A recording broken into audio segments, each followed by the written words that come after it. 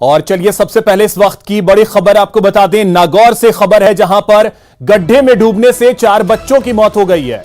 मृतकों में 2 लड़कियां हैं और 2 लड़के हैं। 3 से 5 वर्ष के बीच इनकी उम्र है। कोतवाली थाना पुलिस मौके पर पहुंची है। लक्ष्मी तारा सिनेमा हॉल के पास ये हादसा हुआ। 4 बच्चों के शव जेएलएन हॉस्पिटल की मोर्चरी में रखवाए गए हैं। अधिक जानकारी के साथ सहयोगी महेंद्र वैष्णोई हमारे साथ जुड़ गए। महेंद्र, हादसे को लेकर क्या जानकारी?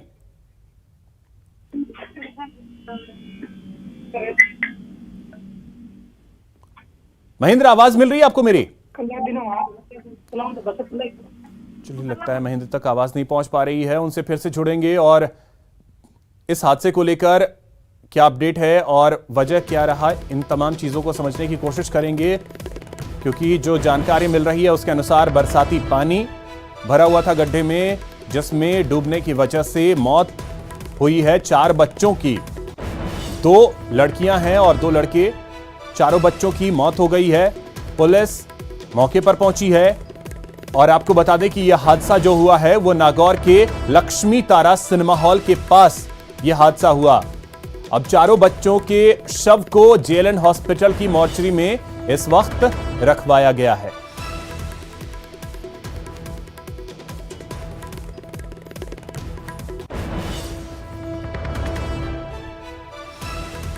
तो नागौर में एक दर्दनाक हादसा सामने आया, जहां पर बारिश के पानी से भरे एक गड्ढे में 4 बच्चे डूब गए, जिनमें 2 लड़कियां हैं और 2 लड़के। चारों बच्चे डूब गए, चारों की मौत हो गई है और इन चारों के शव को गड्ढे से निकालकर जेएलएन हॉस्पिटल की मोर्चरी में रखवाया गया। अधिक जानकारी के साथ अब हमारे साथ जुड़ गए हैं हमारे सहयोगी महेंद्र वैष्णोई। महेंद्र, हादसे को लेकर क्या जानकारी?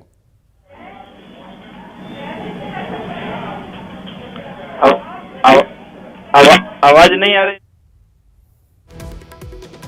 लगता है महेंद्र तक हमारी आवाज नहीं पहुंच पा रही है। उनसे जुड़ने की कोशिश करेंगे, लेकिन आपको बता दें एक दर्दनाक हादसा, जहां 4 बच्चों की पानी से भरे गड्ढे में डूबने से मौत हो गई। अब रुक करते हैं अगली खबर की ओर। दौसा के लालसोट में सड़क हादसा हुआ है। यहां पर बेकाबू ट्रेलर ने स्कूल बस को टक्कर मार दी है। स्कूल बस में सवार कई बच्चे इसमें घायल हो गए। घायल बच्चों को लालसोट अस्पताल लाया गया है। अब तक 3 बच्चों को इलाज के लिए लालसोट अस्पताल लाया गया है। मौके पर लालसोट थाना पुलिस भी पहुंच गई है। ट्रेलर ने हाईवे के संकेतक भी तोड़ दिए हैं। एक बाइक को भी टक्कर मारी है। तो ये तस्वीरें हम आपको दिखा रहे हैं हादसे की। आप देखें, एक ट्रेलर ने हाईवे के संकेतक तोड़े, स्कूल बस को टक्कर मारी, एक बाइक को टक्कर मारी। स्कूल बस में जो बच्चे सवार थे उनमें से कुछ बच्चे घायल भी हुए हैं। लालसोट अस्पताल 3 बच्चों को फिलहाल पहुंचाया गया है इलाज के लिए, जहां उनका इलाज चल रहा है। तो ये तस्वीरें आप देख सकते हैं दौसा के लालसोट से। ये तस्वीरें सामने आई जहां पर एक सड़क हादसा सामने आया। एक ट्रेलर ने बेकाबू होकर बस को टक्कर मार दी। आशीष हमारे सहयोगी अधिक जानकारी के साथ जुड़ गए। आशीष, क्या जानकारी हादसे को लेकर? यह पूरा घटनाक्रम लालसोट थाना क्षेत्र के शिवसिंहपुरा मोड़ के समीप हुआ है, जब एक निजी स्कूल की बस स्कूल समय के बाद जो बच्चे थे स्कूल के, उन्हें घरों पर छोड़ने के लिए जा रही थी। इसी दौरान एक बेकाबू ट्रेलर आया और उसने पहले एक बाइक को टक्कर मारी और उसके बाद में हाईवे पर लगे संकेतों को तोड़ दिया। और उसके बाद में जो स्कूल बस थी, स्कूल बस के बगल की तरफ से वो अंदर घुस गया, जिससे स्कूल का बस का एक हिस्सा बुरी तरह क्षतिग्रस्त हो गया। स्कूल की बस में जो सवार बच्चे थे उनमें अधिकतर बच्चों को हल्की चोटें आई है। 3 बच्चे गंभीर रूप से घायल हैं, जिनका लालसोट अस्पताल में उपचार किया गया है। वहीं गंभीर अवस्था देखते हुए उनको जयपुर भी रेफर किया जा रहा है। फिलहाल जो बच्चे हैं उनकी हालत खतरे से बाहर है, लेकिन वो गंभीर रूप से घायल हैं और उनका उपचार जारी है। वही बात करें, हल्के फुल्के घायल जो वहां पे थे उनको प्राथमिक उपचार दिया गया है और फिलहाल पुलिस ने जो ट्रेलर था उसको जब्त कर लिया है, लेकिन जो ट्रेलर का चालक था वो मौके से फरार हो गया है। पुलिस इस ट्रेलर चालक की तलाश कर रही है। जी चलिए, बहुत शुक्रिया आशीष आपका तमाम जानकारी।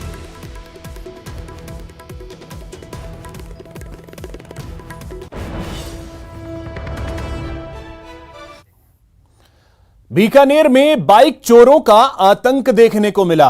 चोरी की वारदात पर अंकुश लगाने में पुलिस नाकाम है। एक मीडिया संस्थान के बाहर से बाइक की चोरी हो गई। ये तस्वीरें सबसे पहले हम आपको न्यूज 18 राजस्थान पर दिखा रहे हैं। सीसीटीवी फुटेज जो है वो सामने आया है।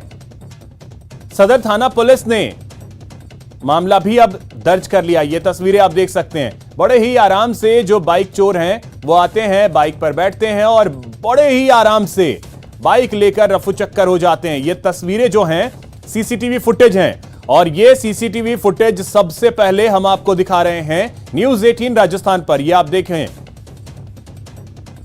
तो देखिए कितने आराम से जो चोर है वो आता है, बाइक पर बैठता है, फिर कुछ पल के लिए इंतजार करता है और बाइक स्टार्ट कर बड़े ही आराम से वहां से फरार हो जाता है।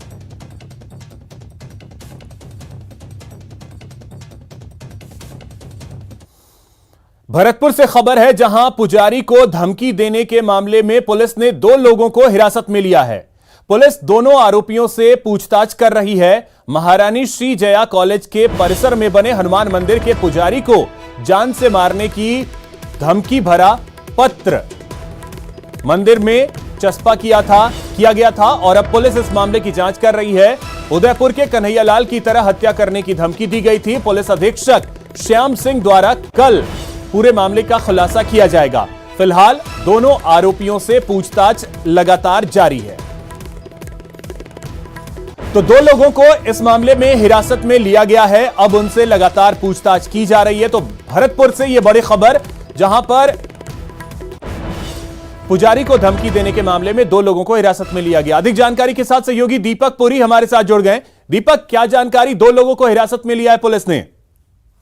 बिल्कुल अभिषेक, कल जिस तरह से पुजारी को एक धमकी भरा जो पत्र है वो दिया गया था, चिपकाया गया था मंदिर पर और उसमें लिखा था कि आप मंदिर छोड़ दो, नहीं 10 दिन के अंदर आपकी जो है हत्या कर दी जाएगी। और उदयपुर की जो घटना थी उसका उसमें जिक्र किया गया था। अब पुलिस भी इस पूरे मामले में जो है एक्शन मोड में दिखी है। अब 2 लोगों को पुलिस ने जो है हिरासत में लिया है। मथुरा गेट थाना पुलिस उन दोनों आरोपियों से पूछताछ कर रही है और कल जो है पुलिस अधीक्षक द्वारा इस पूरे मामले का खुलासा किया जाएगा। फिलहाल दोनों आरोपियों से पूछताछ जो है पुलिस कर रही है। अभी आरोपियों के बारे में पुलिस ने ज्यादा कुछ जो है जानकारी नहीं दी है। बस इतना बताया गया है कि इस पूरे मामले में जो पुजारी को धमकी देने का मामला है उसमें 2 लोगों को गिरफ्तार किया है और दोनों से पूछताछ जो है वो की जा रही है। कड़ी पूछताछ दोनों से की जा रही है कि क्या पूरा मामला है, क्यों उन्होंने आखिर ये जो पत्र है वो पुजारी को दिया था। इस पूरे मामले में कल जो है पुलिस की तरफ से खुलासा किया जाएगा। फिलहाल मथुरा गेट थाना में जो है दोनों आरोपी बंद है और वहां पर पुलिस लगातार उनसे पूछताछ कर रही है। कल जिस तरह से ये मामला गरमाया था उसके बाद लोगों में दीपक, तो इसमें जानकारी पहले ये भी निकल करके आई थी कि अब जो पहले पुजारी थे उनसे भी शायद कुछ विवाद था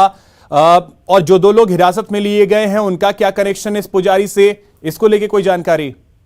देखिए बिल्कुल ये विवाद वाली बात है। ये बिल्कुल सही है कि मंदिर का जो विवाद है वो आपस में पहले से चला रहा है और पुजारियों को हटाने और लगाने का जो विवाद है वो चला रहा है, क्योंकि कॉलेज परिसर में ये मंदिर है जहां पर कॉलेज प्रशासन ने पुजारी को, पहले जो पुजारी था उसको हटाया था और दूसरा पुजारी लगाया था। तो उसको बात को लेकर के दोनों पुजारियों में आपस में कहासुनी हुई थी और उसके बाद जो लोग थे वहां पर उनमें भी आपस में कहासुनी हुई थी। उसके बाद कॉलेज प्रशासन ने एक FIR भी दर्ज कराई थी। लेकिन अभी पुलिस की तरफ से ये खुलासा नहीं किया गया है कि उस पुजारी का इस घटना से क्या संबंध है या फिर ये लोग कौन है जिन्होंने इस धमकी को दिया है। पुलिस का कहना है कि अभी उनसे पूछताछ की जा रही है। कल इस पूरे मामले का खुलासा किया जाएगा। चलिए ठीक है दीपक, बहुत शुक्रिया आपका तमाम जानकारी के लिए। 28 जून को कन्हैयालाल हत्याकांड के बाद अभी भी उदयपुर में लोगों को जान से मारने की धमकियां मिलने का सिलसिला जारी है। आज उदयपुर में धान मंडी के 2 व्यापारियों को उसी तरह की जान से मारने की धमकियां दी गई, जिसके चलते व्यापारियों में दहशत फैल गई और बाजार में लोगों में भय का माहौल दिख रहा है। ऐसे में जब पीड़ितों ने पुलिस को इसके बारे में सूचना दी तो पुलिस ने त्वरित कार्रवाई करते हुए दोनों व्यापारियों के दुकानों और घर के बाहर पुलिस की सुरक्षा व्यवस्था कर दी है। साथ ही जिन नंबरों से इन व्यापारियों को धमकियां मिली उन नंबर की जांच में पुलिस की साइबर सेल की टीम अब जुट गई है। तो उदयपुर से और अधिक जानकारी दे रहे हैं सहयोगी कपिल श्रीमाली। कन्हैयालाल हत्याकांड के बाद में अभी तक उदयपुर में दहशत कम होने का नाम नहीं ले रही और लगातार धमकियां मिलने का सिलसिला अभी भी जारी है। उदयपुर में मंडी के समीप आप देखिए कि 2 ऐसे लोग हैं जिन्हें जो है वो अभी हाल ही में धमकी दी गई है, मैसेज के मार्फत धमकी दी गई, जिसमें आप देखिए कि हरे कृष्ण गारमेंट शॉप के जो ऑनर हैं हीरालाल नरवाया, उनके पास में एक वॉइस मैसेज आता है, और हीरालाल जी डांगी, उनके पास में एक वॉइस मैसेज आता है और उस वॉइस मैसेज में धमकी दी जाती है सर कलम करने की। यही नहीं, वॉइस मैसेज में कोई एक जो चेहरा सामने आता है, वो चेहरा जो है वो हथियारबंद किसी युवक का है, और नंबर +96 से जो कि विदेशी नंबर है वहाँ से सामने आता है। तो दूसरी धमकी आप देखिए कि मरुधर हेयर आर्ट यहाँ के जो संचालक है, इनके पास भी एक मैसेज आता है। ये टेक्स्ट मैसेज इनके पास में आता है। टेक्स्ट मैसेज आने के बाद में इनमें थोड़ा भय व्याप्त हो जाता है, क्योंकि उसमें भी इसी तरह की धमकी दी गई है कि बहुत समय हो गया, बहुत बाल काट लिए हैं, लेकिन अब सर अलग करने का समय आ गया। तो एक भय जो है वो जो लोगों में व्याप्त है, और जैसे ही ये बात सामने आई, जिन लोगों के पास में मैसेज आया, उन्होंने एहतियातन पूरी सावधानी बरतते हुए उदयपुर पुलिस को इसकी सूचना दी। और आप देखिए जैसे ही पुलिस को सूचना मिली, पुलिस ने भी किसी तरह की लापरवाही नहीं बरती और दोनों जगह पर अपने जवानों की तैनातगी कर दी ताकि किसी भी तरह की घटना ना हो। हालांकि उदयपुर पुलिस इस समय पूरी तरह से सक्रिय है, पूरी तरह से मुस्तैद है, और आम जनता भी इस बात को लेकर अब मुस्तैद हो चुकी है कि यदि किसी भी तरह की धमकी आती है तो इसकी सूचना तुरंत पुलिस को दी जाए, क्योंकि पहले कई लोगों को धमकियां मिली थी, लेकिन इसकी सूचना पुलिस को देने में देरी की गई, और उसके बाद जब कन्हैयालाल हत्याकांड हुआ तो लोग पुलिस तक पहुंचे थे। इनके पास भी धमकी। आपका क्या नाम है? नरेश सेन। अच्छा, किस तरह की धमकी आई आपका? कल रात को 8:30 बजे मेरे मोबाइल पे मैसेज और फोटो आया, तो जान से मारने की धमकी दे रहा है। क्या मैसेज में क्या लिखा था? वही जो कन्हैयालाल जी के वो मैसेज टाइप। अच्छा, किस तरह का फोटो लगा हुआ था उस नंबर पे? किसी आदमी का फोटो लगा हुआ था, बंदूक लेकर खड़ा हुआ। और नंबर कहाँ का था? +96 करके कोई नंबर था, तो कहाँ का है मुझे नहीं पता। अच्छा, देखिए +96 नंबर ये इसी मोबाइल पे आया था आपके? देखिए इसी मोबाइल जो कि इनके पास में अभी है, इसी मोबाइल पर आप दिखा सकते हैं उसको एक बार हम आपको चाहेंगे कि वो मैसेज चलिए ये अभी नहीं इसको दिखाना चाह रहे हैं, लेकिन इसकी सूचना उदयपुर एसपी को दे दी गई है। उदयपुर एसपी के प्रतिनिधियों से मुलाकात करते हुए साइबर सेल अब एक्टिव हो चुकी है। साइबर सेल को इसकी सूचना दे दी गई है, जो नंबर आए वो उपलब्ध करा दी गई, और ये भी संभावना बन रही है कि नंबर भले ही भारत के बाहर का प्रतीत हो रहा हो, लेकिन संभवतः इसका उपयोग हो सकता है कि भारत में ही किया जा रहा हो। तो साइबर सेल जो है उदयपुर के इन सारे पहलुओं को ध्यान में रखते हुए अपनी तफ्तीश को आगे बढ़ा रही है, और जिन दो लोगों को धमकी दी गई है उन दोनों लोगों को उदयपुर पुलिस ने सुरक्षा मुहैया करा दी है। कपिल श्रीमाली, न्यूज़ 18 उदयपुर। उदयपुर में कन्हैयालाल हत्याकांड मामले में एनआईए ने 3 आरोपियों को आज कोर्ट में पेश किया। कोर्ट ने तीनों आरोपियों को न्यायिक अभिरक्षा में भेज दिया है।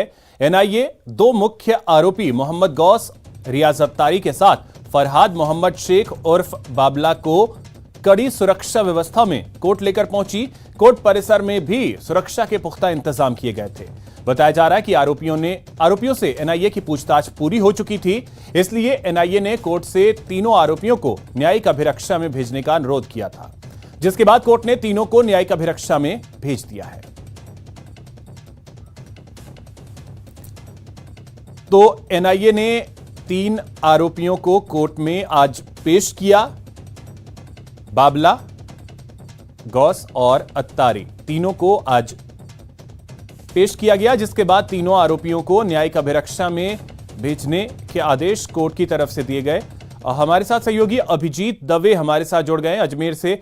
अभिजीत, क्या जानकारी? इनको शिफ्ट करना है अजमेर हाई सिक्योरिटी जेल कर दिया गया है या वक्त लगेगा? देखिए अभिषेक, तीनों आरोपी जो है वो एनआईए कोर्ट की ओर से जुडिशियल कस्टडी के ऑर्डर होने के बाद जयपुर से कड़े सुरक्षा घेरे में रवाना हो चुके हैं, और पुलिस एस्कॉर्ट के बीच में उनको अजमेर की हाई सिक्योरिटी जेल में लाया जा रहा है। अजमेर जिले की सीमा में ये तीनों जो आरोपी हैं वो पहुंच चुके हैं, और अब से करीब 30 से 35 मिनट में ये तीनों आरोपी जो हैं वो अजमेर की हाई सिक्योरिटी जेल में दाखिल हो जाएंगे। हम इस वक्त हाई सिक्योरिटी जेल के बाहर ही खड़े हैं, और देखिए इसके अलावा जो एनआईए ने 7 आरोपियों को अब तक गिरफ्तार किया है, जिनमें से 4 आरोपी पहले से ही अजमेर की हाई सिक्योरिटी जेल में बंद है, और आज जो शेष 3 आरोपी हैं ये भी अब से कुछ देर में यहाँ पर पहुंचने वाले हैं। तो उदयपुर हत्याकांड के 7 आरोपी जो हैं वो हाई सिक्योरिटी जेल में अब से कुछ देर बाद हो जाएंगे। इसके अलावा जो इसी मामले के इर्द गिर्द विवादित मामलों का जो अजमेर में सिलसिला शुरू हुआ था, उस मामले के भी 5 आरोपी जो हैं वो इसी हाई सिक्योरिटी जेल में बंद है। तो कहा जा सकता है कि उदयपुर हत्याकांड और उसके बाद के पैदा हालातों में अब तक जितनी भी गिरफ्तारियां हुई हैं, चाहे वो जिला पुलिस की ओर से हुई हो या एनआईए की ओर से हुई है, उसके तमाम आरोपी जिनकी कुल संख्या 12 है, वो 12 के 12 आरोपी प्रदेश की सबसे सुरक्षित और एकमात्र अजमेर की हाई सिक्योरिटी जेल में दाखिल होंगे। बिल्कुल। तो अभिजीत, अब इन सब के बीच जैसा आपने बताया, अजमेर पुलिस की तरफ से जो लोग हिरासत में और गिरफ्तार किए गए सब वहीं हैं, उसके बाद एनआईए ने इन 7 को जिनसे पूछताछ की वो सभी वहीं पे हैं। तो अब क्या उनके आपस के भी लिंक जिला पुलिस जांच करेगी, एनआईए जांच करेगी? इन चीजों को लेकर के भी ध्यान रखना होगा अब। देखिए, गौहर चिश्ती जो है वो 7 दिन के रिमांड पर है, तो जाहिर तौर पर उससे लगातार जो है पुलिस जो है पूछताछ कर रही है सिलसिलेवार तरीके से, लेकिन जो हमें सूत्र बता रहे हैं कि वो ज्यादा कोऑपरेट नहीं कर रहा है फिलहाल पुलिस की पूछताछ में गौहर चिश्ती। लेकिन ये एक बात तय है कि एनआईए ने अब तक जो 7 गिरफ्तारियां की हैं, उन 7 गिरफ्तारी आरोपियों से पूछताछ का पहला चरण या प्रारंभिक चरण पूरा हो गया है। तो अब ये उम्मीद जताई जा रही है कि जो इस पूरे घटनाक्रम का आई विटनेस था, जो घटना के वक्त कन्हैयालाल साहू की शॉप पर मौजूद था, उससे इन आरोपियों की, जिनको अभी तक बापर्दा रखा गया, जिसमें मोहम्मद गौस, रियाज सत्तारी और जो तीसरा आरोपी है, इन तीनों को जो बापर्दा रखा गया है, तो इनकी शिनाख्त परेड का प्रोसेस जो है वो एनआईए शुरू कर सकता है। अगर चलिए ठीक है अभिजीत, तो आप नजर भी बना करके रखिए, जैसा आपने बताया कि 30 से 35 मिनट में वहां पहुंच जाएंगे सभी, तो आगे और भी अपडेट आपसे लेते रहेंगे। फिलहाल बहुत शुक्रिया आपका तमाम जानकारी के लिए।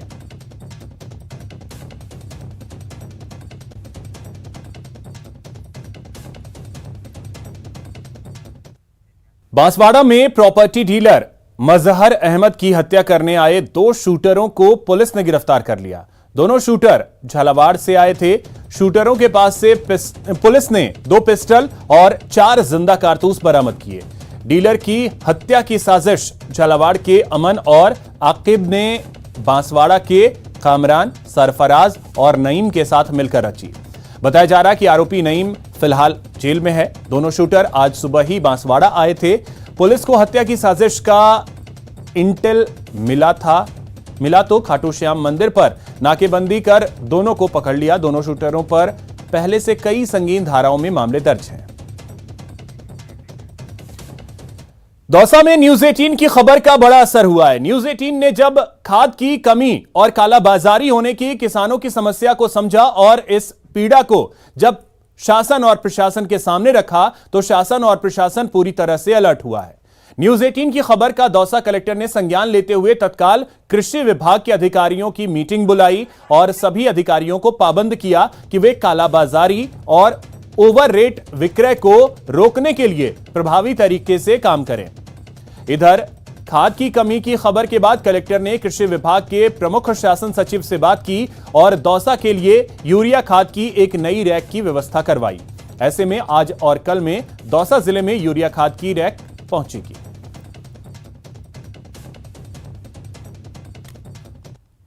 इसका एक पूरे डिस्ट्रिक्ट का मीटिंग लिया था और मीटिंग लेने के बाद जैसे माननीय मुख्यमंत्री महोदय की मंशा है कि कहीं पे कोई कमी नहीं हो, तो हमारे ज़िले में कहीं पे कमी सामने आ रही थी। उसी टाइम में मैंने जो विभाग के प्रमुख ये प्रिंसिपल सेक्रेटरी हैं उनसे बात करी और उन्होंने इफ़को से बात करके एक पूरा रैक जो है वो दौसा के लिए डाइवर्ट कराया और आज होपफुली कुछ गाड़ियां आ जाएंगी, कुछ कल आ जाएंगी और कल और आज में और सप्लाई हमें मिलने के काफ़ी चांसेस हैं।